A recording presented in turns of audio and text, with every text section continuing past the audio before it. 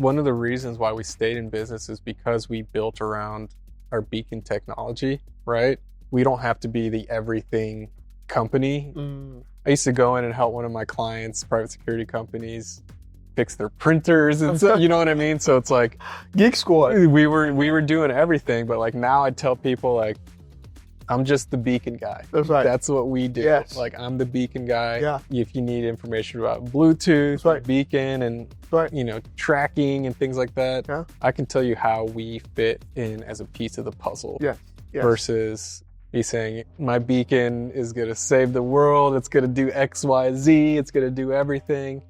Let's focus on that, and then from there we can figure out how to work into existing technologies, and that's where we're really starting to shine.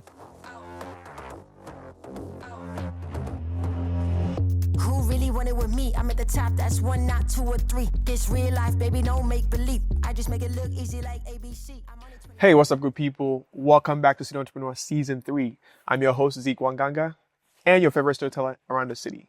On this show, we dive into the real stories of founders, funders, and builders shaping underdog cities, uncovering what it truly takes to launch, grow, and scale a business.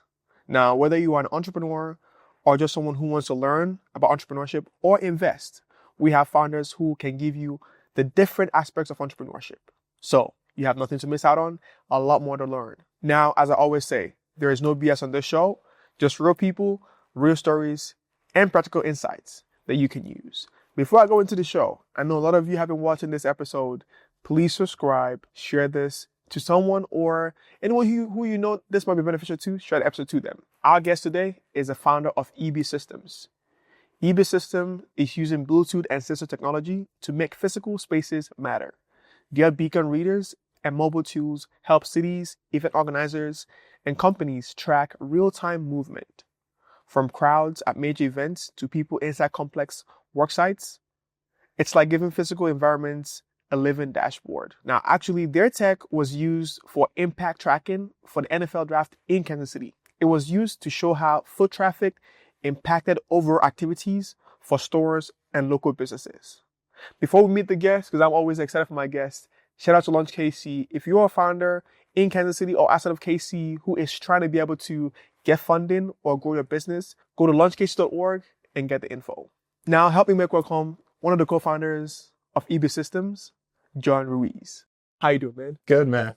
Welcome Glad to be the here. show. Yes, it's an absolute pleasure. I've heard a lot about your company, and it's great to be sitting with you in person. Absolutely. For those who don't know who Jon Ruiz is, give us just a brief bio of kind of your journey to entrepreneurship or just your journey in general to be able to start your company.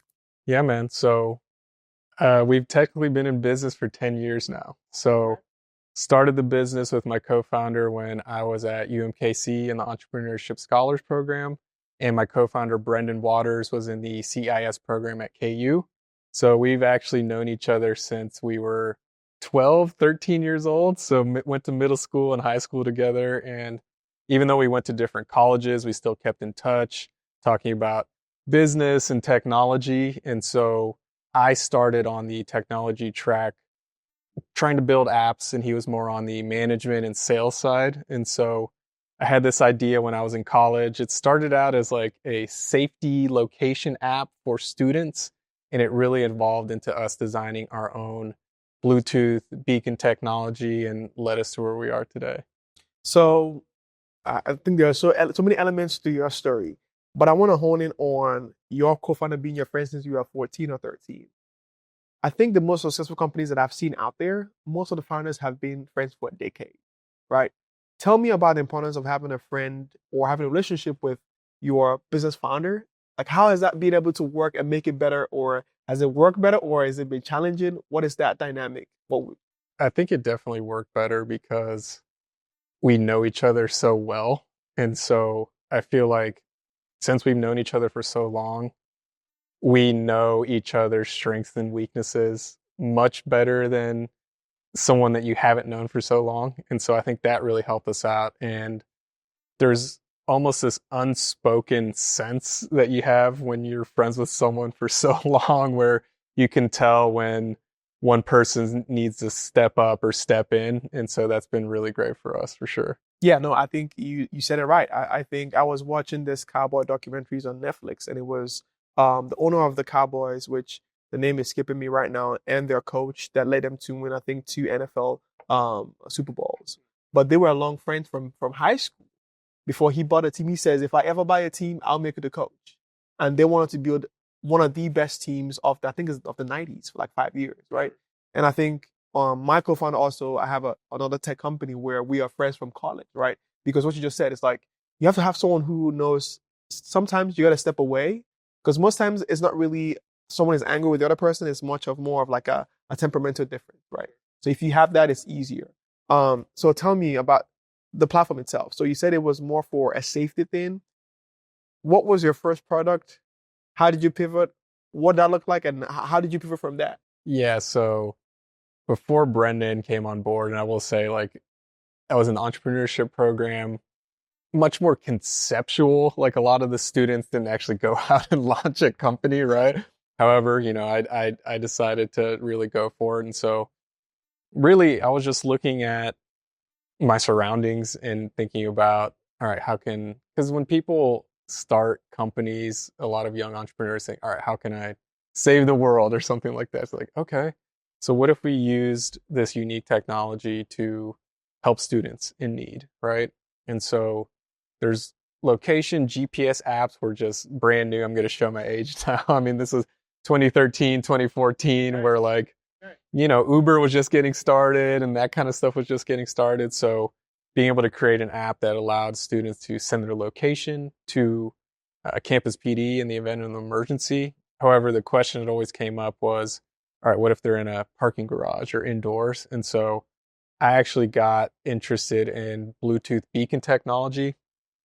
I'm pretty sure it launched in 2012. So I thought it was fascinating being able to use Bluetooth technology to do indoor location and indoor messaging. And so I looked at this technology. I was like, all right, I can solve this problem with this solution. While you were in high school or I was in college. This was at okay. UMKC still. Okay. Go Ruiz, by the way. Yeah, for sure. And so the pivot happened, and Brendan actually kind of helped me with this. Was I created a proof of concept. I actually had a previous co-founder actually that I'd met at a startup weekend randomly. His name was Hugh. And so I pitched this at a startup weekend when I was in college, and he actually helped me build the initial prototype. He graduated college and, didn't keep on the entrepreneurship track, but I wanted to keep going. And so the big pivot came was when we realized selling something to universities is one of the hardest things you can do, especially as a 22-year-old student trying to sell to a university that not only integrates with security and safety, so like the liabilities was crazy, but talking about it with Brendan and one of the mentors we met through the UMKC entrepreneurship program actually owned a private security company. Okay. His name is Ryan Smith at Titan Security. And so he liked the idea. However, he didn't necessarily want to give his clients a panic button. However, his officers, that was a big need of his where, hey, we have some solutions to track patrol vehicles. However, our guys are boots on the ground. They're armed officers. How can we ensure that they're safe or we know where they're spending their time indoors and outdoors? And so we took that technology and created our first app, which was a private security workforce management app, which is still in use today and generating a decent amount of monthly revenue for us. But we saw the opportunity where we have a client who is telling us he likes our product. However, if we made just some slight changes, he would buy it. And so like we went for that, and then we launched that product, and we were able to land some other local private security companies, but also companies in Oklahoma City and Dallas as well in our first 3 years or so. Did you because what you just said, I've heard a lot of entrepreneurs say the same thing. The best way or the fastest way to get revenue is ask a customer what they need built and you build them for them, right? Mm-hmm. Did you learn this while doing it, or did you have someone tell you need to do this? How did you get to that? Well, we kind of learned it as we went along, right? Because we were pitching that concept to the private security owner, saying, hey, you should give your clients, a panic button so they can, if they need your officers, you can go right to them. And he was like, Well, I don't know if I want to give them that direct line of communication. However, if we can make our officers more efficient and give them more tools, then that problem sort of solves itself where they can, almost preemptively address potential situations. And so a feature that we also added specifically for him was he thought the location tracking stuff was great, the indoor tracking stuff was great. However, they also were still doing paper reports, incident reports. Okay. Yeah. And so we built a reporting tool into the app as well. And so we tied it into our technology to be able to tag the GPS, the closest beacon sensor that the officer was near to. So we had hyper precise incident reporting on where things were happening for their clients. And so that's how it started evolving from there. Wow. Okay. So now tell me this, going back to college, at one point, or what is the difference between having a college idea with so much energy, I'm going to build this, to actually realizing this is much more than I bargained for, and keep going? Because that's the biggest thing. In college, you can have 10,000 ideas, you only have time. But when did it dawn on you, and how did you be able to pivot and say, okay, I'm going to go full time and do this? Yeah. So while I graduated from UMKC, I actually started at Mizzou my freshman year. Okay. I was in the journalism school. So okay. My first dream was to be a journalist, best journalism school in the country. Wow. Okay. Yes.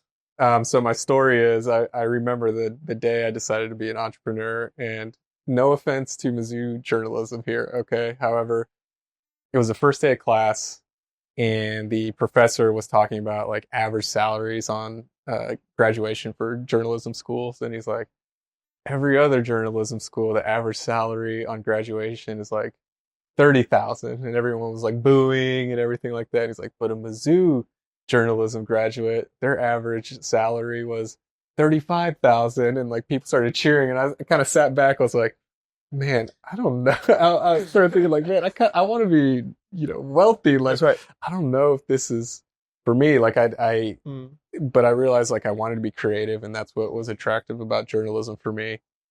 And so it just got in my head that, all right, I gotta like start a business. I gotta do something. And so the first idea I had was actually in my dorm room at Mizzou. At the time I was living off of like Chef Boyardee and Easy Mac, right? And so if you use like Tupperware in like the microwave, it gets like those stains on it, Right. Especially if you're heating it like spaghetti and beefaroni. And so my big idea was to make Tupperware with peelable layers, so you didn't have to clean it, so you just peel it off. And so this was my first entrepreneurship moment. So like it was like a late night one night, and those old infomercials, 1-800 like inventhelp.com or whatever, like the caveman who's like doing like the making the wheel. And so I actually called 1-800-INVENT-HELP or whatever, and like, yeah, the people like they answer, there's like, oh, great idea, Jonathan, like we're gonna go out and do this. And so like they took me through the ringer, and they're like, all right, here's your plan, here's the patent, right? And then they talked to me for like 2 weeks, and I was excited. It's like, all right, the invention is coming. Yeah. And then the guy was like, all right, if you want to move any forward, Jonathan, it's gonna be $30,000. That's right. I was just like, that's right. What? And he's just like, and this is just for the consulting, and like it wouldn't even. He's like, this doesn't guarantee that the product even gets made. Blah blah blah. And he's like, you'll owe us percentage. I was just like, so I was 18 years old. I was like, whoa, what? I can't do this. Like, that's right. That's not feasible. No. Exactly. And so like, I decided like maybe the Tupperware industry is not my first venture into entrepreneurship. However, it's too costly now. But that's kind of when I caught the bug, where it's like, all right, I do want to be creative. I do want to do entrepreneurship. And so like, yeah, I had a couple random businesses, like, printing t-shirts, me and my old roommate. So I actually transferred to Missouri State for a couple of years. Okay. And my roommate there, Dalton, we had a bunch of crazy ideas. Like we had like a blog that actually got kind of popular, and we were trying to figure out how to monetize it and like do merchandising and stuff like that. So that was super fun. But when I got obsessed with technology was when I was at Missouri State. Google Fiber announced that KC was going to be the first city to get Google Fiber. And so I was just like, oh man, like I got to learn how to develop. I got to get into technology. And so I transferred back to UMKC. Actually started teaching myself how to program and taking coding classes at the Coffin Foundation, free coding classes. Oh, they had coding classes. Okay. Oh yeah. And so I just jumped right into it, and like the rest is history. That's when I got hyper focused on technology and started working on some of these early concepts at UMKC for apps and stuff like that. So tell me this though, like, because I know some people have ideas, but most people don't actually actualize it. And also, you said 35K is not going to be enough. Why did you think maybe I should get an engineering job instead? Or maybe I should become a doctor or a lawyer and they pay more? What made you think entrepreneurship? Did you have someone in your life, or what? Why entrepreneurship? Why not just go get any other job? Yeah, so it never really clicked to me, at least after the journalism pivot.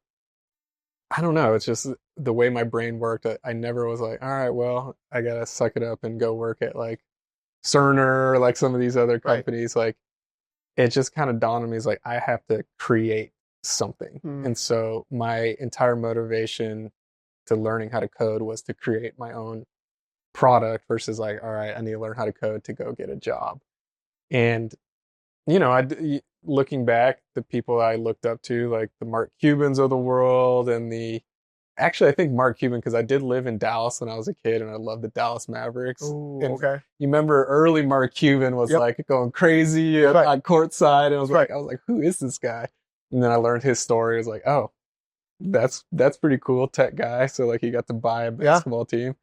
And so, you know, I looked at my mom actually, like a couple summers, instead of sending us to summer camp, you know, I was learning how to do like HTML like in the 90s or like early 2000s, not quite the 90s, but like the early 2000s. So like it was always sort of there, but like it was never pushed on me like, all right, you gotta, because like that was a mantra, especially in like 2014 when I was in college. It was like, learn to code, get a job. But it was more so, I saw it as the vehicle to like create something big enough that would, you know, be something that like I would be passionate about. Tell me about your family though, because I know what was your upbringing like? What are you guys originally from Kansas City? What was that first upbringing? But also, what was that like? Tell them I'm gonna go create something as opposed to getting a job. Yeah, so I was actually born in Cleveland, Ohio. Okay.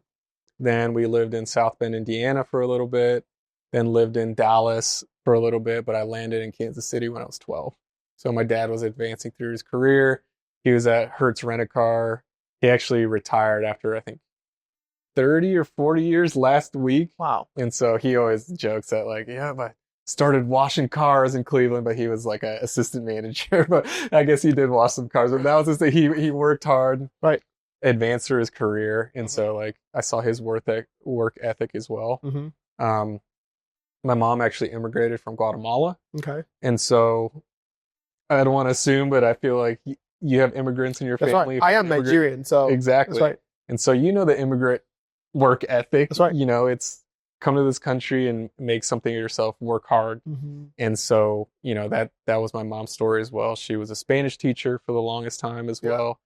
And you know, the immigrant dream is the American dream, man. True. People don't realize that. And so like she always made it seem like anything was possible for myself, my younger brother, and my sister. And so being from an immigrant family, right? What is one advice or one saying either your mom or your dad gave you that you didn't like or either liked, but it rings true till today that you always remember, like whatever time you remember that they told you? Well, you know, since, you know, we're both we have immigrant parents, I think something that is instilled in us very early is respect. That's right. For them, for elders, for other people. And so I feel like that really carried me a long way. You know, sometimes the culture is a little different with Kansas City and the Midwest and things like that. It can be. And so I think that's what I learned a lot growing up is, hey, you got to respect your elders. You know, my grandma lived with us for the longest time from Guatemala. So I think that is something that really has carried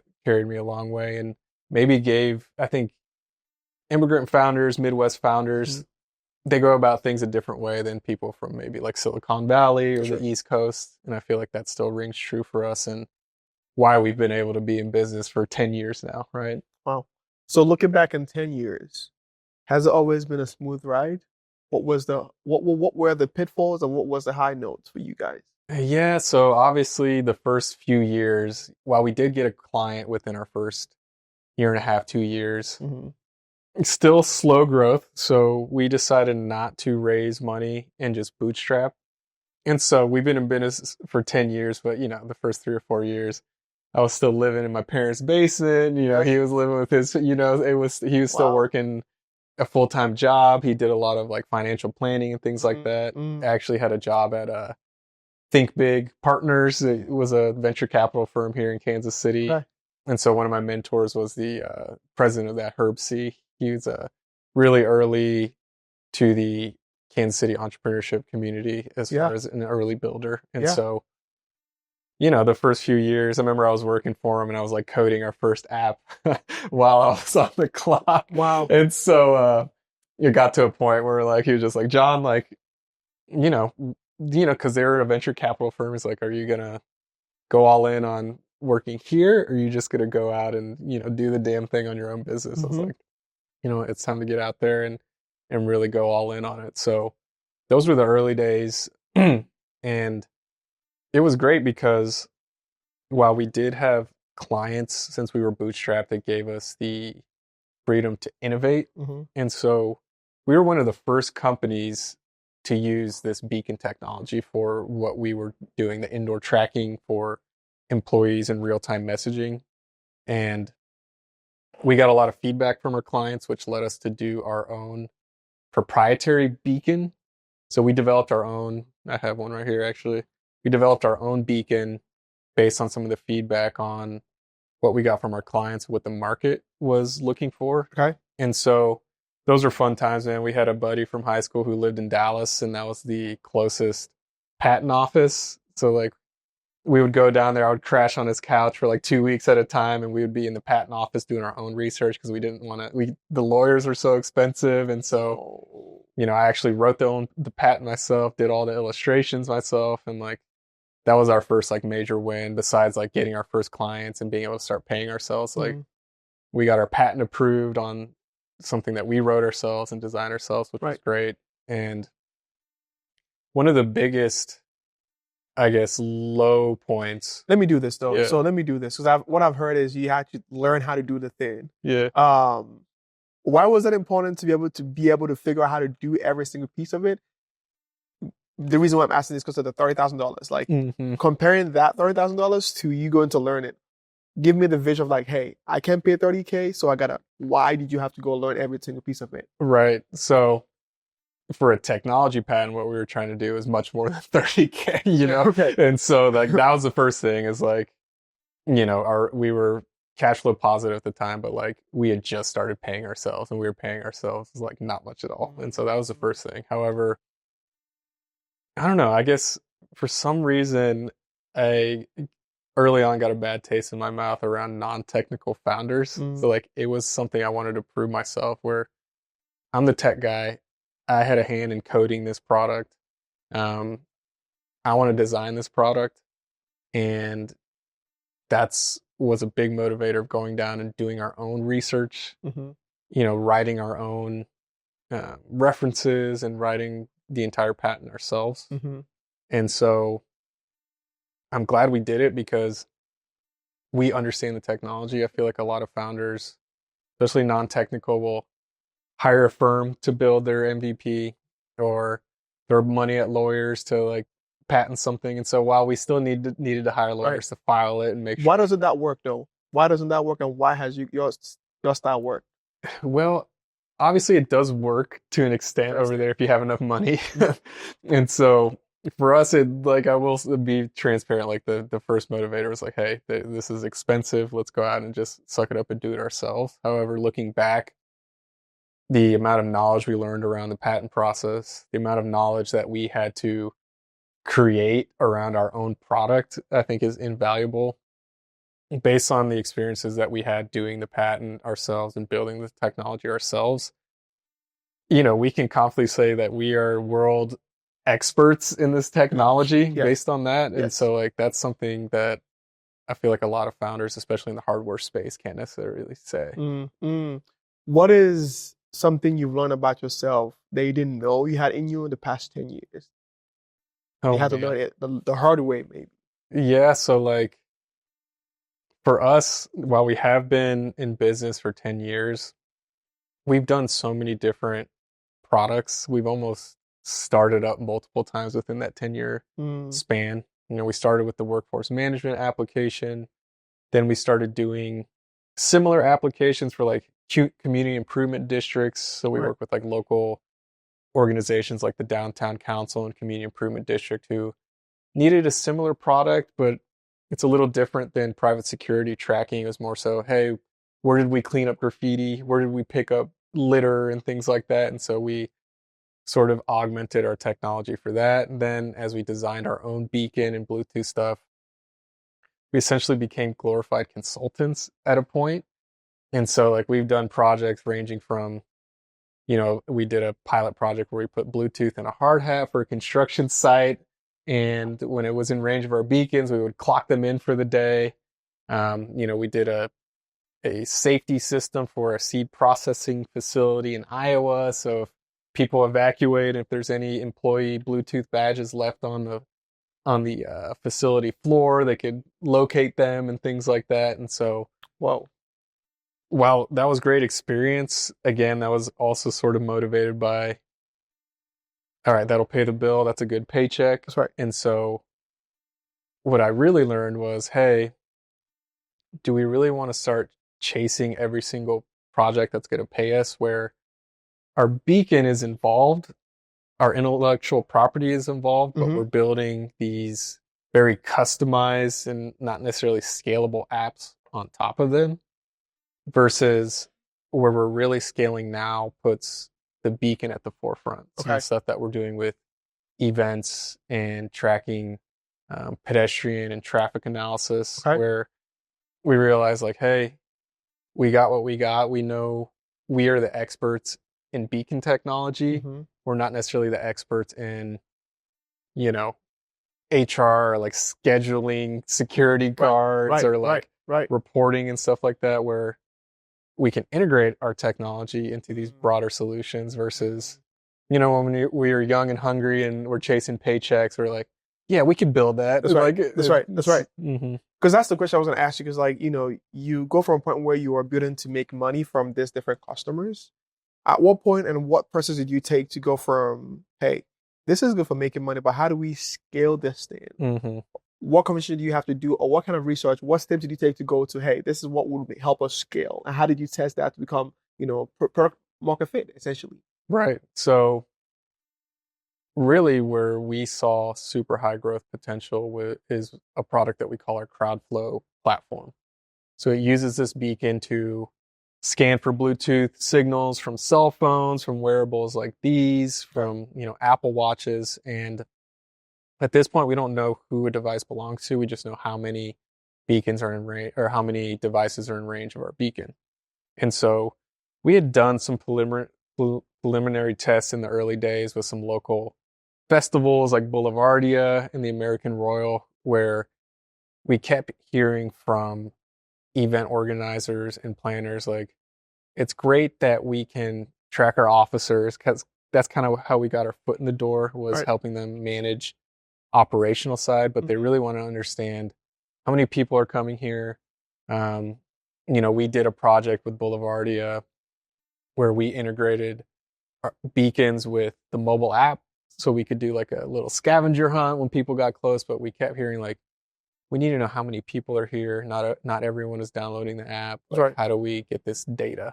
And so we launched this CrowdFlow platform actually at the Chiefs Super Bowl parade in 2020, where we did a project where we put beacons all throughout downtown Kansas City to see if we could help estimate total attendance for the first Chiefs Super Bowl parade. And that was a great success. We got a great write-up in Startland News. People from like the Chicago Marathon and New York Marathon started reaching out to us. But if you're getting the timeline, 2020, about 3 weeks after the Super Bowl parade was COVID. That's right. And so big events did not exist for basically the next 2 or 3 years. Mm-hmm. And so that was a huge setback for us because we were so close to like, Right. this is our big moment, right? This is where we see this super high scale. Right. And we kind of had to pivot away from that for COVID, Right. you know?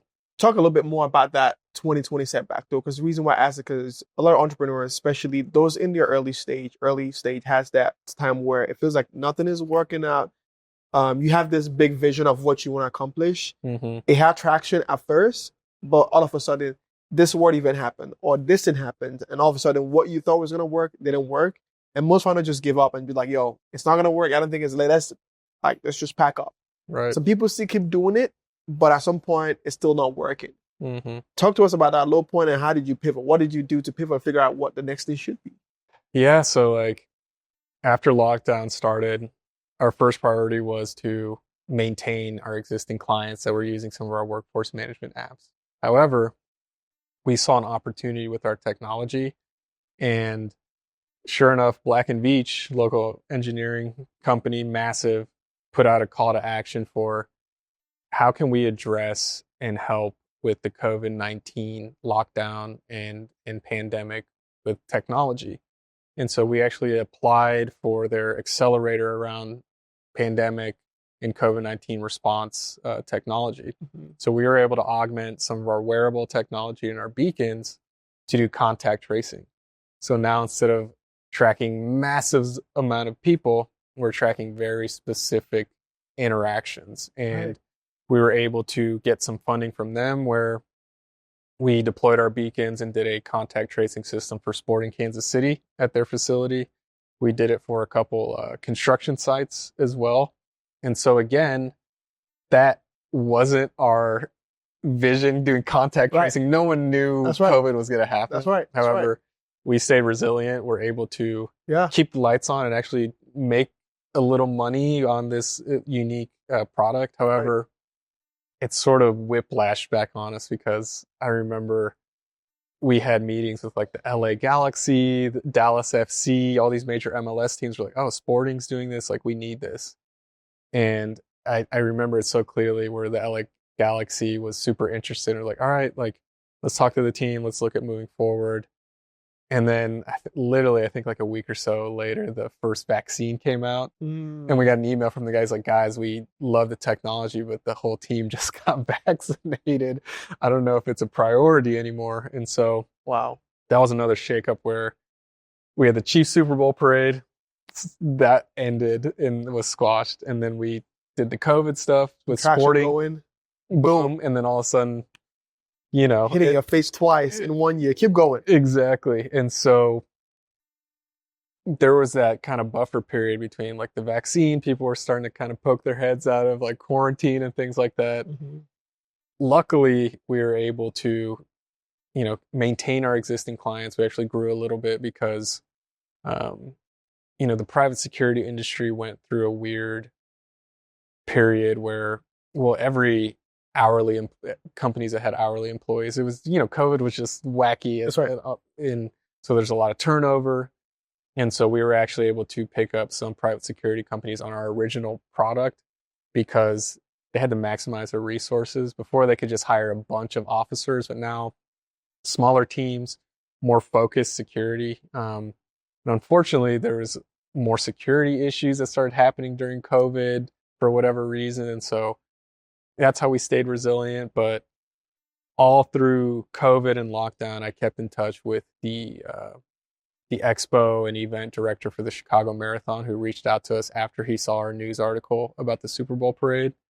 Paul, he's a great guy up in Chicago. And then he finally reached out. He's like, hey, the marathon is back from, because they didn't have it for a few years, and they had a limited pool just for like elite runners and things like that. He's like, all right, it's finally back to where it's going to be big again. And so we saw that traction where everyone came out of quarantine like, let's get outside. Yeah, let's be outside. Exactly. And so not only did events come back, they came back bigger than ever. Mm-hmm. And so the initial product market fit that we found before COVID, wow, not only was proven, but we were able to scale with these events. We're like, all right, we're back. We got to Right. blow this thing up. And so Right. like Chicago Marathon took a chance on us and used us for their first year.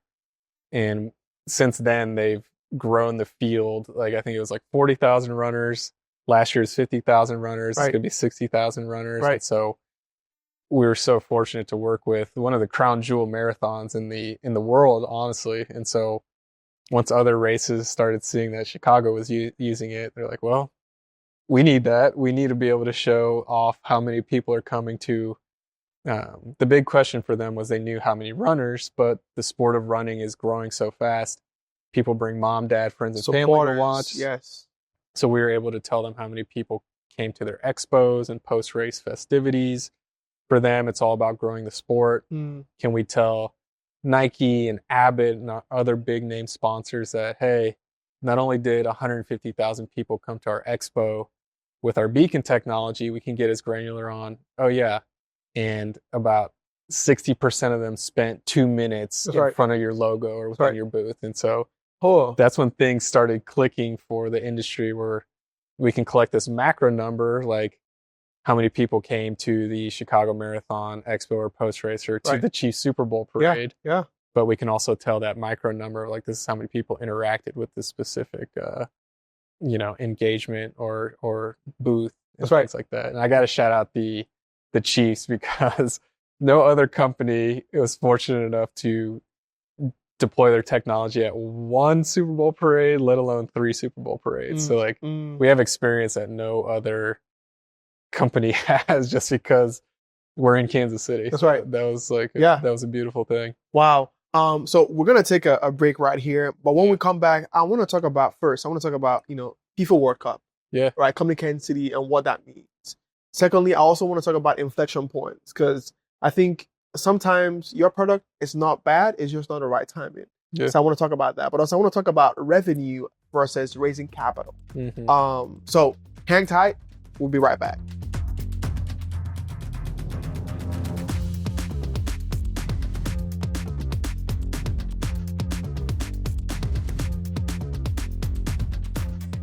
So let's talk about inflection point first.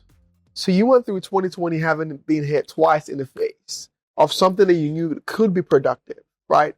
Talk to me about being able to stick to your product and keep improving it in the dark, knowing that the inflection point will be there, right? Because you're talking about Uber and when they started and like the Bluetooth thing and how that, talk about your process of that in your own experience.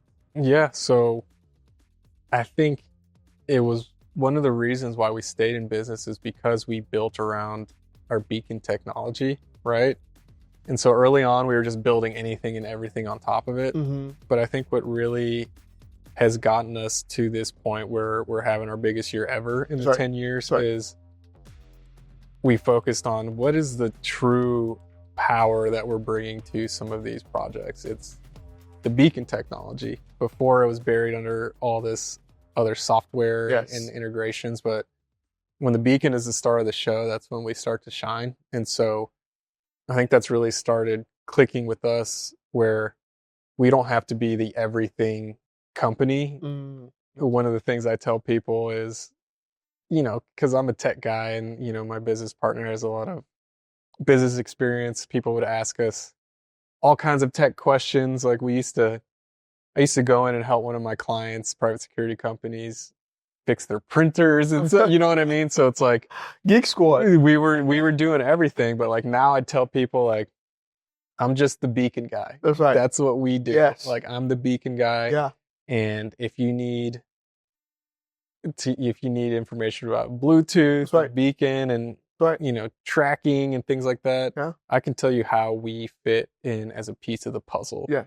Yes. Versus me saying my beacon is going to save the world, it's going to do X, Y, Z, it's going to do everything. We just really learned to simplify it and distill it down on, hey, we've got this piece of technology that we worked hard on designing, patenting, and making it real. That's right. Let's focus on that, and then from there we can figure out how to work into existing technologies, and that's where we're really starting to shine. I think what you just said is a clear distinction of companies that become super successful and ones that don't. because you realize what your core mission is and what your core value is to the marketplace, right? Yeah. Is beacon. It doesn't matter what kind of beacon it is. Right. We are, especially in beacon, right? I read a book by Simon Sinek where he was talking about how the reason why Apple is so innovative is because they know what they do is anything that has to do with, communication, it has to do with tech. They can do it in different ways. They're not trying to compete with next person or this person. And that's one thing that keeps you pivoting, right? Because AI is coming in the mix. You're probably going to start using the AI as well. Sure. Because which we can talk about. But another thing I want to touch back, you said, is about Black and Veatch.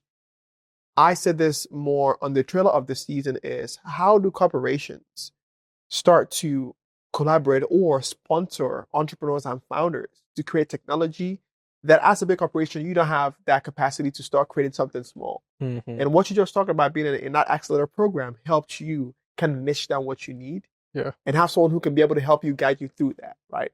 Talk to me a little bit about that in terms of for companies out there who are trying to build something or what you would like to see more when it comes to corporate sponsorship and partnership. Because I think that helped you a lot. Oh, yeah.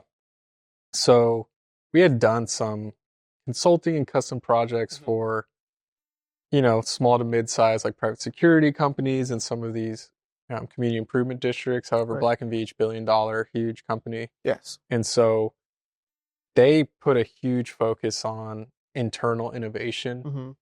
They realize that, hey, we are a massive $1 billion company.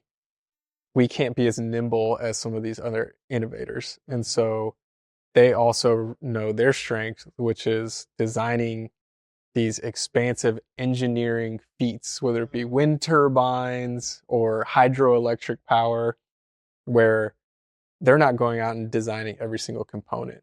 They're bringing those components together. And so during that process is when we really honed in on like, hey, we aren't going to be Black and Veatch. That's right. We're going to be a piece of their overall solution. That's right. And we actually integrated with another company that worked with them that had a different type of wearable that really complemented what we were doing. So we could do like room to room tracking and knowing if someone was in the same room, but we also worked with a company out of France that could do the 6 foot to 6 foot contact that was important for contact tracing. And so before we may have looked at, all right, how do we figure that out with our own technology and build that in? But we were able to integrate with their platform and design something for Sporting Kansas City and for these construction companies. And so again, Sporting KC, $1 billion organization, some of these construction companies in Texas that used our technology, massive. And then from there, that led to us to do some work with Bayer Crop Science at their seed processing facility. So we're doing these massive jobs. And so for us, it wasn't about designing and reinventing the wheel for these big companies because that's nearly impossible. Mm-hmm. Like that's how you go out of business. If you tell Black and Veatch, Bayer, these big companies that like, I'm going to come in and solve every single one of your pain points versus, all right, they have this small little thorn in their side that is really important.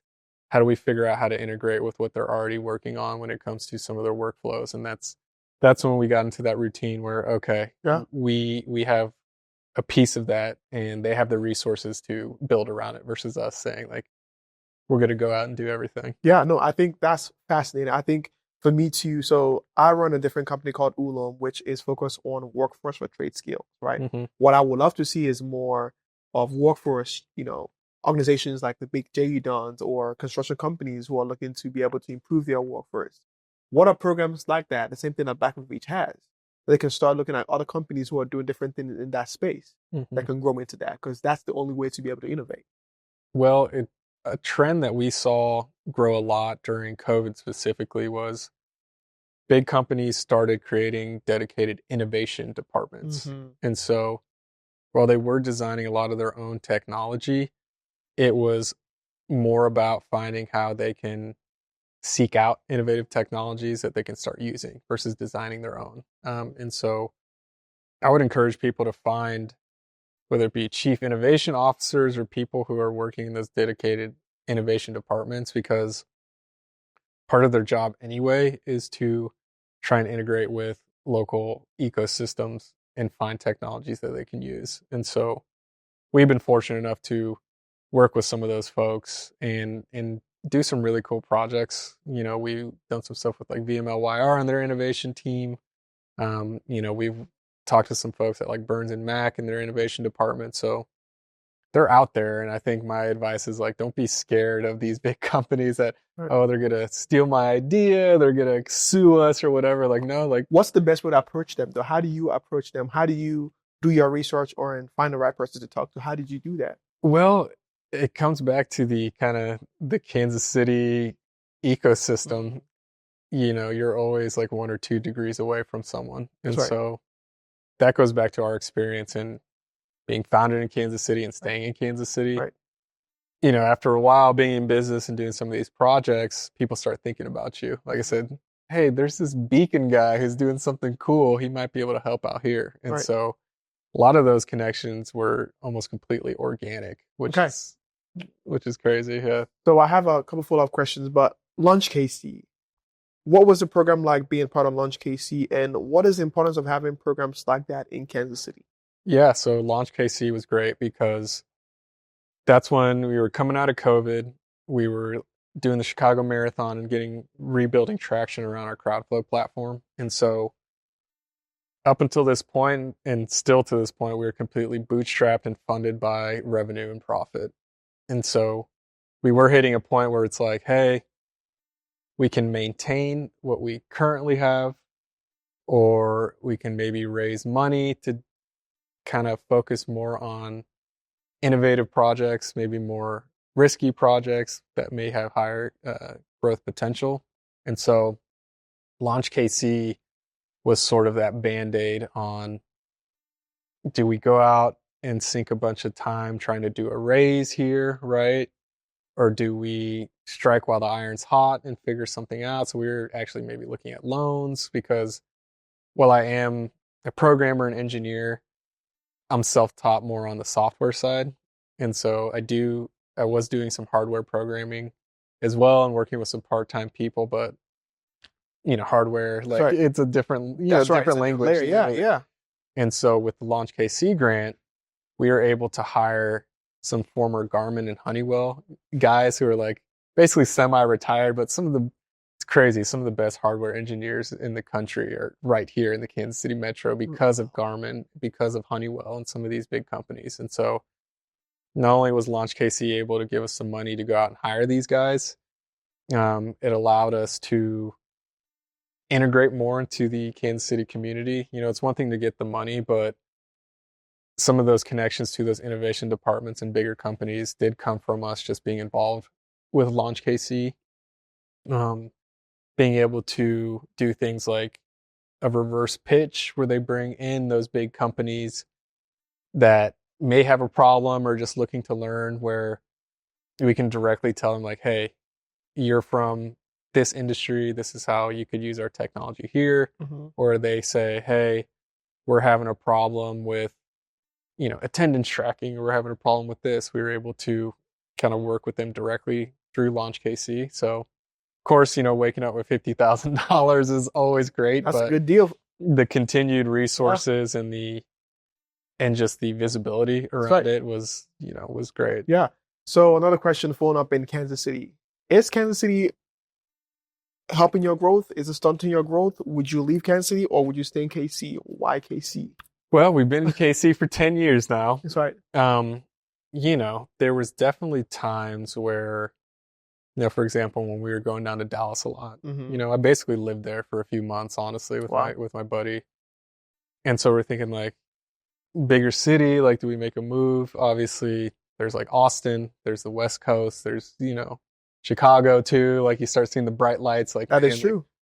But I think with Kansas City, I don't think we would have gotten to where we are today without Kansas City, because when you do start a company in somewhere like, the Silicon Valleys of the world, or Austin or Boulder, for better or for worse, you got to move quick. You got to raise a lot. You got to hire a lot. You just got to go all in. You either go out with a bang or you don't do it all, right? And so for us, being in Kansas City, obviously it's a little more affordable, but it gave us the room to actually kind of grow into what we're doing today with reaching that kind of jump off point of that super high growth. It allowed us the freedom to bootstrap and kind of learn lessons here and there versus when you do a big raise or if you're starting off in a bigger city, you may learn a lesson, but the lesson is I'm going out of business. I got to start my next venture. Here we were able to kind of stumble through, you know, like and learn lessons as we went along. And, you know, some of the support we got locally, you know, our first clients were here in Kansas City. People took a chance on us, not only because we had good technology, because like, all right, these are local folks, like let's give them a shot. Right. And then from there, Kansas City has changed so much in the past 10 years. We saw the vision early on with like Google Fiber, some of the new growth. And honestly, like it's crazy, but like getting these international eyes on us when it comes to like World Cup, the Chiefs winning the Super Bowl again and again and again. That's right. It makes a big difference where Kansas City has always punched above its weight, but now people are starting to recognize like it's not just in sports, right? Like it is in the technology community, but also in food and fashion and culture. Like we punch above our weight. And so it's been amazing being a part of that. And so I feel like starting in Kansas City too, you get a sense of pride of, we know that KC can be the next like Nashville or like Austin or maybe someday like Chi-Town or New York, but like, I feel like everyone has that hometown pride where like, all right, what can I do to be a part of that? Be a part of that. What do you think? Is there something you think is missing in KC that would elevate or help either your business or other entrepreneurs either coming behind you or some who've already exited, be able to come back that you might think this might be something that would work better? Well, obviously there's always a need for more resources, more capital and things like that. But some of the things I see in other cities, because since we do events, we do get to go to LA and Houston and Chicago when we're on site. And so in these other cities, more established metros and things like that, the cultures blend a little more, you know, especially in places like San Francisco and Austin, where you'll have tech bros with like the new up and coming artists or like the restaurateurs, like it's all more blended. And so that's something I'd really like to see more in Kansas City is we have so many creatives in all different industries. However, it still seems kind of siloed. There's some groups that are trying to bridge that gap, but how do we get more tech people and fashion people, music people and food people all in the same spaces and sharing different insights and creativity and supporting each other? Because that's what you see is, you know, it's like tech people going to the new restaurants, but it's like the fashion people like being up on like technology and using new products. And so like I want to see more of that blending in Kansas City. I think you brought up a huge challenge that KC has. It's a silo part of it. Because being in the entrepreneurship ecosystem, I feel like I know everyone and anyone when it comes to that. Like if I'm in the room, I know 10 of 20 people in the room who do different things, right? But when I step outside of the entrepreneurship ecosystem, I feel like I'm lost. I don't know anyone who's an artist or who is doing what. And I think people on that side don't even know what's going on this side. So there needs to be an intersection of either events that need to happen or programs that need to happen to start blending that in. Because I think most times, especially with startups and founders in different cities like San Francisco, you see where artists can use someone's platform or their tech, and that gives them a boost immediately as opposed to waiting for the customers to come in, right? Because that's a trusted name that can be able to help your thing grow, right? Because if you grow with an artist and then they blow up, that blows up your platform as well, right? So I think there's a unique need for that. But shifting gears, Chiefs. What was your sale to the Chiefs? How did you get to the Chiefs to do the parade? And like, how did that happen? So that was actually directly through groups like the Downtown Council. And so again, we built a lot of goodwill with these local groups, creating these apps that they use to track, you know, their activities like graffiti and some of the services that they provide. And so what's great about that is they were using our app to collect and present this data to the local government because they do need to go for renewal and get approved by city council and stuff like that. So people were already asking like, so like, how are you collecting this data, creating these reports? Like, this is cool. Like, you know, cause it was an innovative way to get everybody on board. And so for us, when the Chiefs won the Super Bowl, we just reached out to our existing client, like, hey, this is what we want to do.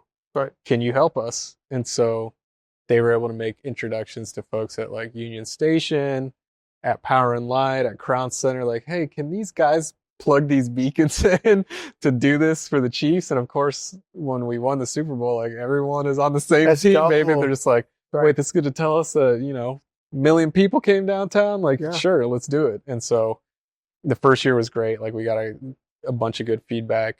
Obviously the second year is just like, all right, let's do it again. And then, you know, the third year is just like business as usual. Like I remember, our contact at the city, I think was actually in Las Vegas during the third Super Bowl, and like texted me or emailed me from the stadium. It's like, all right, you're gonna have your beacons ready. You gotta have your just like, yeah. They're just like, all right, yeah, we're ready, man. So that was great. And that's just building that relationship here locally and people trusting us. Like, all right, like we gotta get the beacon guys going so we can get that data. Yeah. Wow. Okay. So I want to get to the World Cup, but I want to ask this though. Why can't people go and do what you guys do? What makes you so unique? What makes you different? Why can't we just get their own beacon? What's the uniqueness in that? Well, I mean, there is a patent around there, but I think it just goes back to how we started, to where we were one of the first companies utilizing this technology. And so sure, someone might be able to go out and try and copy what we're doing, but I think since we've been in business so long, since we have so much experience, it comes back to maybe us being a little cocky, being like, all right, like you want to be the beacon guy? Like, no, and that's us. Like people recognize us as the company that does this kind of technology, which came from 10 years of experience. And there's some special sauce to what we've been doing over these years because we do have all that experience that I don't think other companies can really, duplicate or copy. And so that's why we're getting to the point to where, all right, do we start licensing this out more often? Do we do more integrations? Do we work with data brokers and companies like that where people are starting to recognize like, oh no, these guys actually have something special. Why would we work with some random person who is trying to do it versus like, they look at our website like, wait a second, you guys did this with them, Super Bowl or like Black Image, like, okay, like maybe connect the dots. We should work with these guys. Okay. So, yeah. Yeah, no, y'all are the beacon guys. Like no one can take that. Like 10 years. If you want the best to do it, eBay Systems with Jon Ruiz. They've been doing it with the Chiefs. They've been doing it with Black and Veatch. They've been doing it with Sporting KC. Yeah. Who better to take this business than eBay Systems, right? For sure. So fast forward. Before I know the World Cup, everyone wants to hear about the World Cup. We'll get to that. We'll get to that. What is your pitch to cities versus event spaces or people who host events to why they need to use your technology for their events or whatever they're doing? Yeah, so it's definitely two different industries, same data to an extent, but much different goals, use cases and goals. And so I think with the events, why we're getting so much traction is because there was that surge after COVID. However, it's always been a challenge to understand the physical spaces of these events. They're always going to have data on if it's like a marathon, how many runners, or if it's like a festival, how many tickets were sold, right?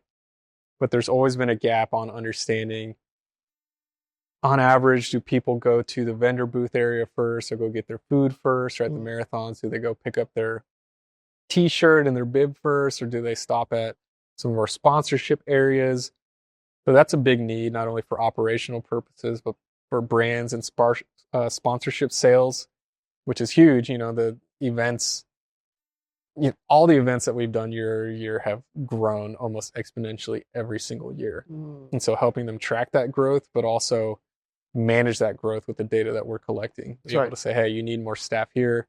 You should charge this booth more over here because they're getting way more foot traffic. And so with cities and community improvement districts and some of these places where we have permanent deployments, similar goals, but It's more about helping the businesses within their districts understand their traffic a little more. So one of our first permanent deployments was the west end of Dallas, in downtown Dallas. And so this is known as like the historical district, like the JFK Museum is there. It's near a lot of the the old historical buildings and things like that. Right. And so unfortunately at this time it was a part of Dallas that wasn't experiencing the exponential growth as some of the other parts of Dallas. Mm-hmm. And so first thing we're able to help them do is do pedestrian tracking, use our technology, tracking devices, being able to tell them, hey, this part of town is busier at this time. And so for them, they were able to, on the ground floor, relay this information to the businesses in that district. Like, I think one of the first big wins we had from them was our contact at the Dallas West End and the Dallas Innovation Alliance shared the data with the business owners around a random spike that was happening every day between 1 and 2 p.m.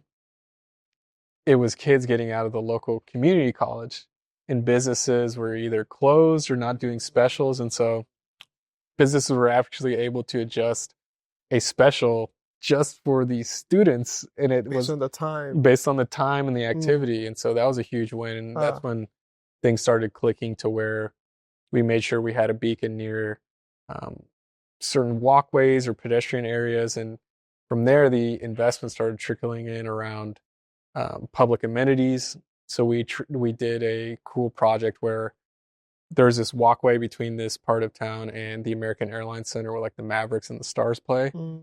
However, it was underneath a freeway and it was admittedly like sketchy.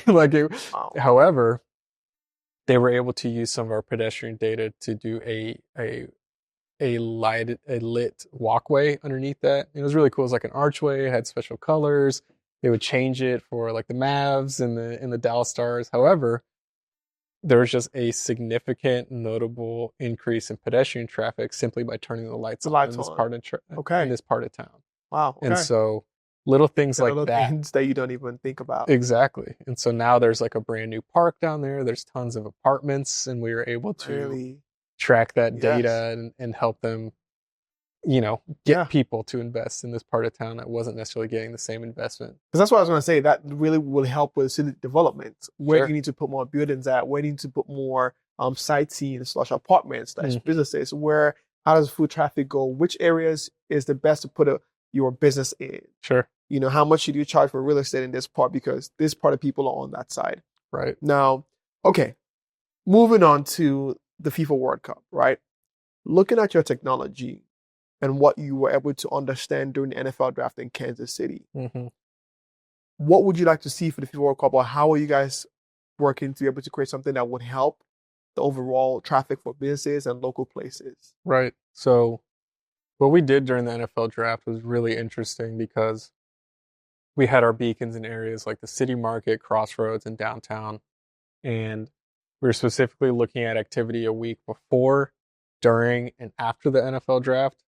And we saw increased activity in certain areas, but oddly enough, there were some areas that actually saw lower traffic than an average weekend day. And so this was a part of a greater communication, let's call it a misstep potentially, where there was a combination of not bringing awareness to tourists around places to go besides what was connected to the actual venue. That's right. And then communicating to local Kansas Cityans on, this is how you park somewhere, this is what traffic is looking like. And it was just, like a weird anomaly where we had tons of, it was an overall benefit, don't get me wrong. It was a great experience and it helped Kansas City as a whole, but it's just growing pains, right? As we start getting selected for these massive and international events, we have to try and figure out how to highlight the entire city. That's right. Versus just keeping people in the footprint of where they're coming for. And, that's another part of the growing pains where if you show up in like Chicago or New York, you kind of know where to go, what to do. Yes. Yes. And so, and I mean, also like with that like draft week, I left town. I was like, nah, I'm not about to deal with this because I know it's going to be crazy. right. And missed opportunity on communication for the locals on where they need to be at or where they need to go to or how to navigate that. Sure. So on both sides, it was definitely what you said, miscommunication for the fans themselves and for the locals who already are like, yeah, I'm not going to deal with that. But how can you deal with that though? Sure. So like on the ground floor, and something that we're already working on with our existing clients in City Market, downtown, Crossroads Association. We also work with Liberty Memorial. We do their 4th of July festival and help them estimate attendance. And so on the ground floor, we want to provide that foot traffic data so they can understand what's going on now. With Crossroads, it's great. Every first Fridays, they have that spike of activity. So now they can understand how to deal with that on a business side, but also we work with the local security companies that patrol all these areas. And we're starting to do some stuff with KCPD on this is how we can take advantage of increased traffic, but this is how we handle it with our personnel. And so that's what we're doing on the ground floor. But my vision for World Cup is what's great about these beacons is not only can we collect data, we can also push messages with these beacons. And so that was the big issue with NFL draft is like, how do we just like communicate to people? Whether if it's telling, hey, the traffic isn't as bad as you think it is, or how do we actually send people incentives or drive them to different parts of town? And so what we're working on with some of our local partners is, can we do digital wayfinding, at least sending out messages in various languages based on people having an app that communicates to our beacons or having some sort of smart wearable that pings them when they're near a beacon and sends them a text message or a message via WhatsApp and send those in translated messages. But really what we're doing that I think is going to be super fun is we're talking to some local brands on, okay, what if we put your logo on one of these wearables, right?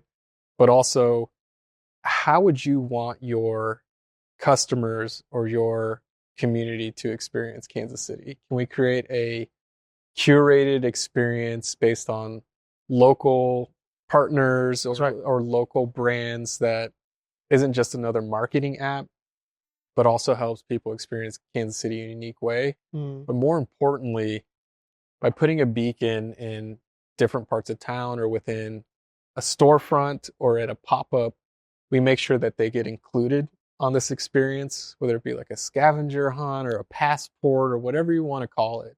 We want our technology to essentially act as the infrastructure to enable these really enhanced digital physical experiences that I think would be really cool. Yeah. No, I mean, I think you said it right. It's like, I think another element of this too is most Kansas Cityans who are locals would love to network with international people. Sure. But the whole thing is communication is what places do I need to be at and what kind of people am I going to be able to meet there? Is it going to be cool-headed ones or is it going to be people who I don't know where they're from, right? Yeah. Because that's always a big deal of like, am I going to encounter traffic that is too much on this side? Where should I go through? If I live in KC, how should I navigate? Because I already know the city. Just need to figure out where should I be at what time and when. So like being able to pin people with messages for the locals and for the people coming in to have an intersection point. Absolutely. And that's where we've really started looking at and integrating with AI. So I actually don't like to call what we're doing AI. I like to call it LI, local intelligence. So I like that better. Each little beacon is its own local intelligence. Think about it as like a neural network of our beacons, right? And so the big vision is, since we are working with security officers and personnel, since we are getting the traffic information without needing an app or anything like that. Right. The third layer could be our app users or our wearable users. Now we have this opportunity to see, all right, we're seeing a spike in Crossroads, but only 2 of our officers are here and we have 5 of them down at City Market. Let's send a real-time alert saying, hey, we need more security personnel. This is dope. Or we need to move vendors over here. Or let's say that we have a threshold at P&L where it's like, all right, we are at the top. It's 10,000 people. Let's send a incentive to 2,000 of them to see if they can hop on the streetcar and go to somewhere else. Crossroads or River Market. Mm. Or more importantly, one of our clients is Independence Avenue. And some of the districts east of Truce don't get the love that they deserve. No. Independence Avenue has some of the best food That's right. in Kansas City. But you wouldn't know if you don't know. Exactly. And it's the most diverse neighborhood in Kansas That's right. City. How do we raise awareness to the small businesses over there that deserve the same attention that some of the other parts of town do and deserve the same accolades as some of these amazing 5-star James Beard Award winning chefs, which are great, and I love going to those places, but you know, I've had some of my best meals of, you know, someone's grandma cooking cooking tacos or sambusas or whatever on Independence Avenue. Like, how do we highlight them too? Yeah, no, I mean, I think you said it perfectly, because, you know, one of my thought process as a storyteller is asking the question, how can we spread the love? How can we spread love from downtown, from the crossroads? Because we know that downtown is going to get traffic, right? Oh, yeah. How do we spread the love to Independence Avenue? How do we spread love to East of Truce? How do we spread the love to Overland Park, right? Yeah. How do we spread the love to what is it called? Let's say Independence. How do we spread the love to Lee Summit? How do we spread love to all these other places that probably not going to get any crowd because they are not close to the airport? Because the airport is the disseminating point. That's where people go from. And whatever is close to the airport is either they go to downtown or things that they know. Right. How do we spread that love? But also, the other element I want to ask you, I don't know if your device can help with this, is how does the city put funding in areas that might need funding to help them get that traction? Sure. That's the biggest thing too, because like if you think about Independence Avenue, those businesses are used to 2, 3 people, 4 people coming in, not like 1,000 people at once. Right. So there's some great programs around addressing some of these issues. Yeah.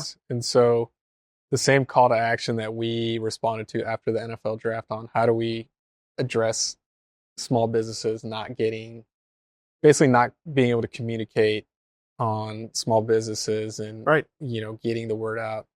So there's a great task force at City Hall that is addressing some of these issues, and even more specifically around, all right, how do we at least make sure they're ready for World Cup? That's right. And so there's funding around, you know, there's like the vacant storefront program that allows small businesses to be a part of physical storefronts during the World Cup. The Small Business Task Force is also providing stipends for existing businesses that want to do a special activation, do a facade cleanup to be ready for the World Cup. And so for us, we complement these programs very nicely with, you know, when we talk about fixing up a storefront or doing an activation, you know, the stipend goes up to like $20,000 for a one-time thing. For us, we can pay for our beacon and then some to just include that to make sure that they are highlighting the improvements that they're making. That's right. Or with the vacant storefront pop-up program, how do we make sure they're included on some of these guided experiences or scavenger hunts or whatever? We can simply do that with our technology. And then from there, we can lean on our big brands like potentially like the Chiefs or like Hellsberg Diamonds or some of these massive local companies who want to be a part of this. But there's always that issue of like, are the big guys just going to step on us? Versus we can actually create something that isn't like in your face marketing, whatever. It can actually be something that's very organic and very Kansas City. Collaborative, right? Right. No, I'm really excited about this, especially your technology thinking this way, because like you just said, I think I'm more excited that you tracked the NFL draft and see what happened. Learning from that and seeing what we can do better for the FIFA World Cup excites me for what is possible in KC. And I'm hoping and fingers crossed that the city or whoever is in charge of FIFA task force can be able to give you access to be able to help with this, because KC really needs this. But that being said, I am looking out. I know for sure there's some things that we probably have to work together on, because I'm excited for that, especially on the storytelling side, and how do we be able to use marketing to get people to the right places. Now, before you go, as we're coming to the end of the show, this has been a fantastic episode. I know you guys have learned a lot. I want to ask you this. What is one advice you want to give to a founder out there who is either struggling or trying to figure out product market fit, trying to get revenue, or trying to just make something happen, it's not working out? What have you learned that you want to tell them as they are watching this today? I think our biggest lesson is just build.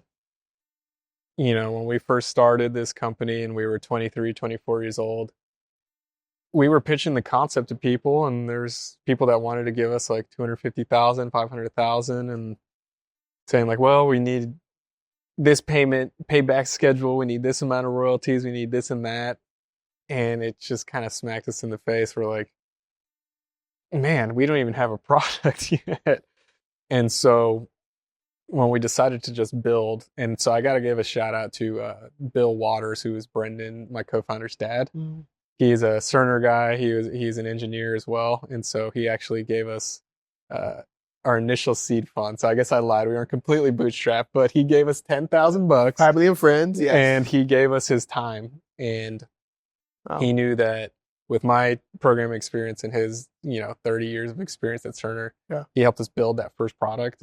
Because I guess that's a lesson that he got from, he was like one of the first 50 employees at Cerner. So like he was there, he saw it from the beginning. And so if you know the Cerner story, that was kind of how they started. They built something first, got their first client, and then went from there. And so for us, following suit, we're just like, all right, we could kind of put our life on the line and take this investment from these guys that were okay, but maybe weren't the best group to invest in us, or can we build something for that first client who's been sort of guiding us through what they would actually pay for? Right. More importantly, our first client had a lot of experience in his industry. So he's like, all right, if this guy will buy it, the same guy in Oklahoma City will buy it, which ended up happening. All right.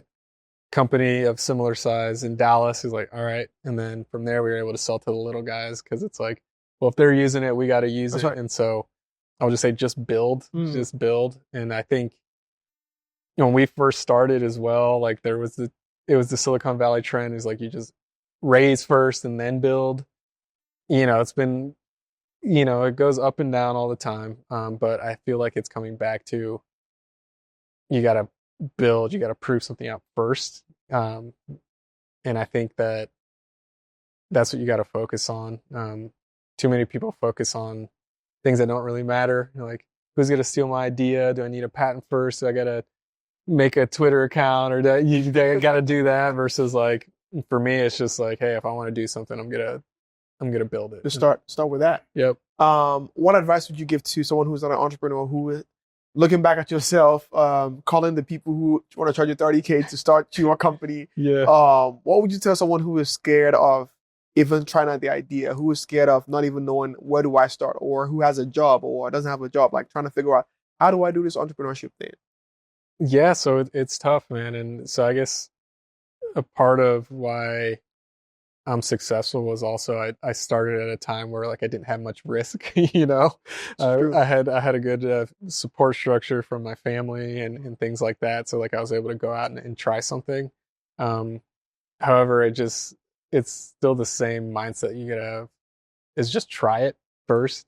And I think that's something that people think entrepreneurship isn't accessible, or it's like impossible, or it's not for everybody. I disagree. I think everyone is almost born an entrepreneur in some extent, or some creative capacity. I think people have that natural instinct.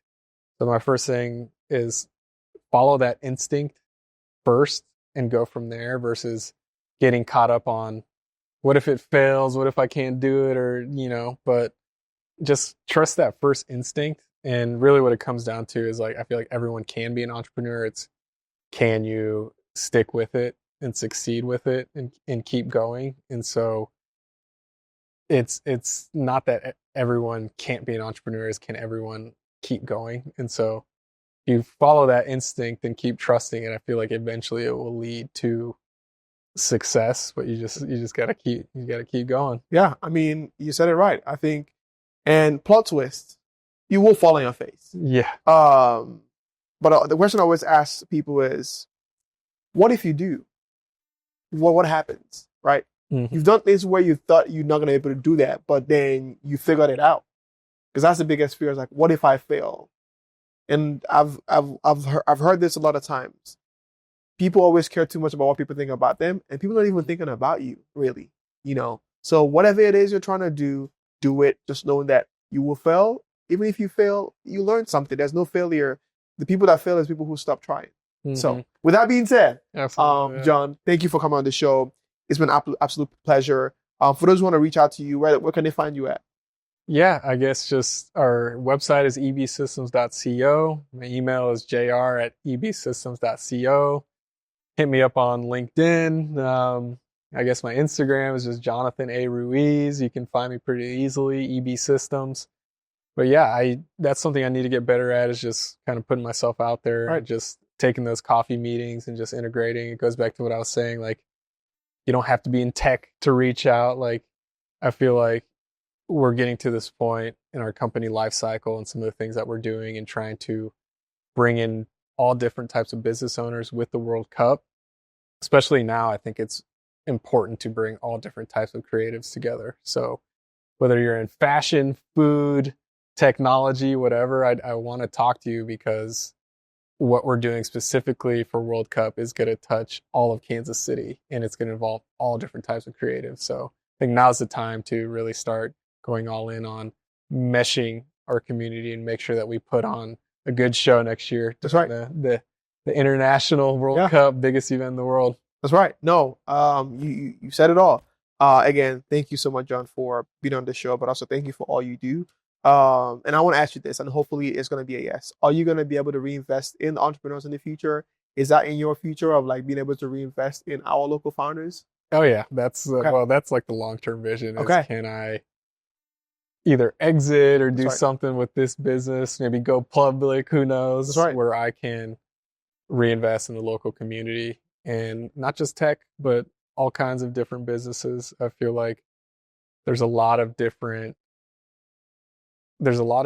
places that Kansas City needs investment. It just takes the right people to figure those things out and start it. And I think our experience working with the community to start and growing with the Kansas City community, hopefully we can be one of those people to where we know which areas. I mean, we have the data, like we help collect the data on improvements and where places need more attention. So hopefully that can lead us into the long-term vision of Kansas City and come back. And because we entrepreneurs, founders, we need, especially young ones, right? That 10K you got, maybe give that to someone else, you know, who can be able to start up a business and become another EV system in a different industry. For sure. But thank you again, Jon.